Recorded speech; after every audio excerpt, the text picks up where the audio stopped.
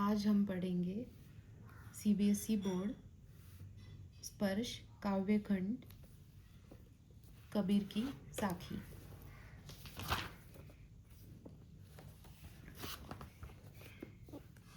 ऐसी बाणी बोलिए मन का आपा खोई, अपना तन शीतल करे औरन को सुख होई। यहाँ पर कबीरदास जी हमें बताते हैं। पहले हम शब्द का अर्थ जानेंगे। बाणी मतलब वाणी या बोली, आपा यानी अहंकार एटीट्यूड, तन शरीर बॉडी, शीतल यानी ठंडा, औरन को मतलब औरों को। कबीर जी यहाँ पे कहते हैं कि लोगों, तुम मन का अहंकार छोड़कर अपने मुंह से मीठी वाणी बोलिए, मीठे वचन कहो कि तुम्हारा अपना शरीर जो है वो शीतल यानी ठंडा रहे और तुम भी प्रसन्न और खुश रहो, और तुम्हारी बातें सुनकर या वाणी सुनकर सुनने वालों को भी सुख मिले।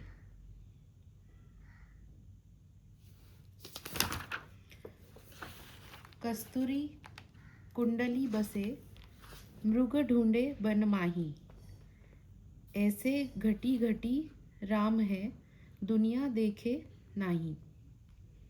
यहाँ पर कस्तूरी मतलब एक सुगंधित पदार्थ जो मृग यानी हिरण की नाभि में पाया जाता है। कुंडली यानी नाभि, बसे मतलब रहता है, मृग यानी हिरण, बन जंगल, माही यानी में, घटी घटी यानी घट घट में या कन कन में। तो कबीर जी यहाँ पे कहते हैं, जिस प्रकार कस्तूरी नाम का सुगंधित पदार्थ हिरण की अपनी नाभि में ही होता है, परंतु वह उसे पूरे वन में खोजता है, वन यानी जंगल। उसी प्रकार राम जो है, ईश्वर जो है, वो कन कन में रहते हैं और हर दिल में निवास करते हैं, परंतु लोग उसे देख नहीं पाते। जब मैं था तब हरि नहीं, अब हरि है मैं नाही। सब अंधियारा मिटी गया, जब दीपक देखा माही। यहाँ पर मैं यानी अहंकार एटीट्यूड घमंड, हरि यानी ईश्वर, दीपक यानी दिया, माही यानी अंदर। तो कबीर कहते हैं, जब मुझ में मैं यानी अहंकार रहता है तो ईश्वर हमारे अंदर नहीं रह सकते। अब मुझे ईश्वर के दर्शन हो गए हैं तो अब अहंकार मेरे अंदर नहीं रहा। जब मैंने उस ज्योति स्वरूप दीपक को, यहाँ पे दीपक यानी ज्ञान का दीपक और अंधकार यानी अज्ञान का अंधकार, मुझे इस सत्य के दर्शन हो गए कि अहंकार ही ईश्वर का विरोधी है। इसी कारण जीव ईश्वर का साक्षात्कार नहीं कर पाता। अगर हमारे अंदर अहंकार है तो हम ईश्वर को नहीं देख सकते, ईश्वर हमें नहीं मिल सकते।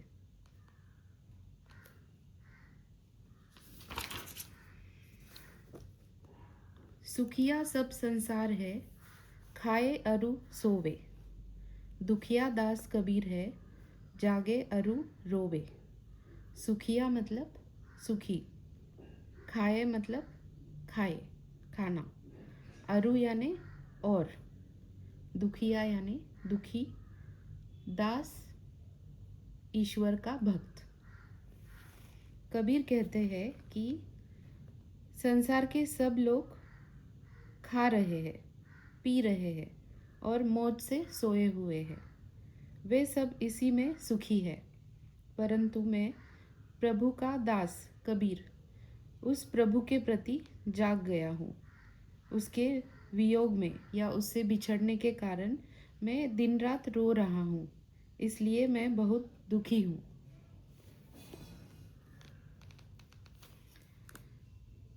बिरह भुवंगम तन बसे, मंत्र न लागे कोई। राम वियोगी ना जीवे, जीवे तो बोरा हुई। यहाँ पर विरह मतलब मिलन का न होना या दूरी या किसी से बिछड़ना। भुवंगम यानी सांप। तन यानी शरीर। बसे मतलब रहता है। मंत्र उपाय। युक्ति तरीका। वियोगी यानी प्रेम में तड़पने वाला। जीवे यानी जीता। बोरा यानी पागल। कबीर कहते हैं जिसके शरीर में विरह रूपी सांप घर कर जाता है, यानी कोई अगर उससे बिछड़ जाता है, उसके बचने का कोई उपाय नहीं रहता। राम के वियोग में घुलने वाला प्राणी या राम से जो बिछड़ जाते हैं वो जीवित नहीं रहता। यदि वह जीता भी है तो पागल होकर जीता है। आशय यह है कि राम के प्रेम में पागल प्राणी सांसारिक मोह माया को बिल्कुल त्याग देता है। सांसारिक मोह माया मतलब यहाँ पे जो पैसा या घर का प्यार या जो घर बार है वो सब वो छोड़ देता है। यदि वह इस दुनिया में जीता भी है तो वह वैराग्य के कारण लोगों को पागल सा लगता है।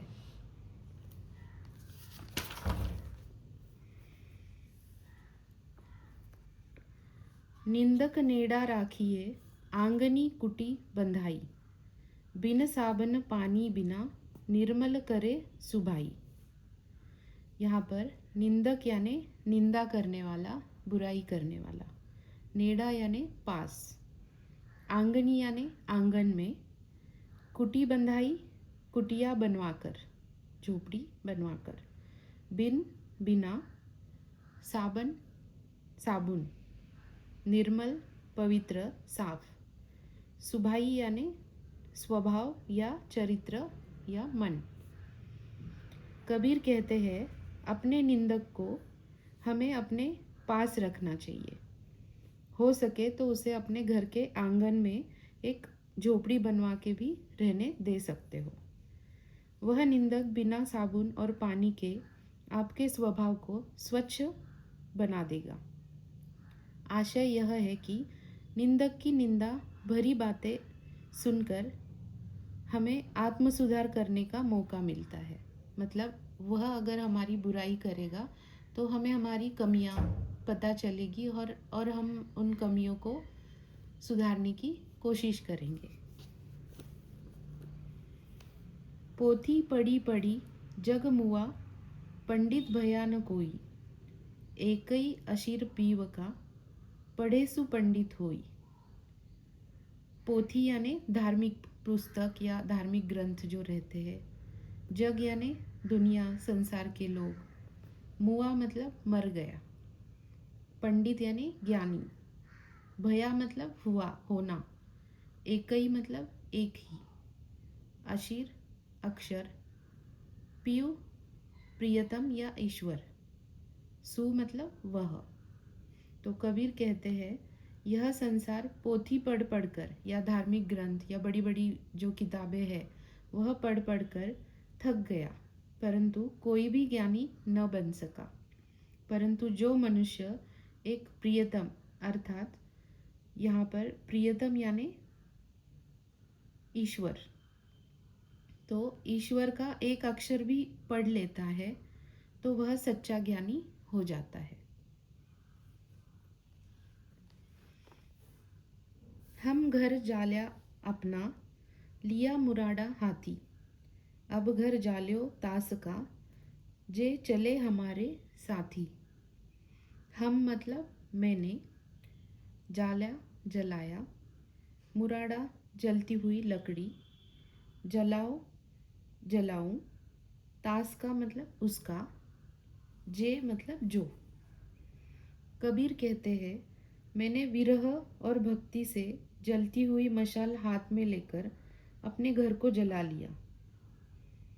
आशय यह है कि मैंने भक्ति से विवल होकर सांसारिक वासनाएं यानी जो दूसरा लालच या मोह माया इसको उसने त्याग दिया या नष्ट कर दिया। अब जो भी भक्त मेरे साथ भक्ति के मार्ग पर चलने को तैयार है, मैं उसका घर भी जला डालूंगा। अर्थात उनके मन में भी संसार के प्रति विरक्ति जगा दूंगा।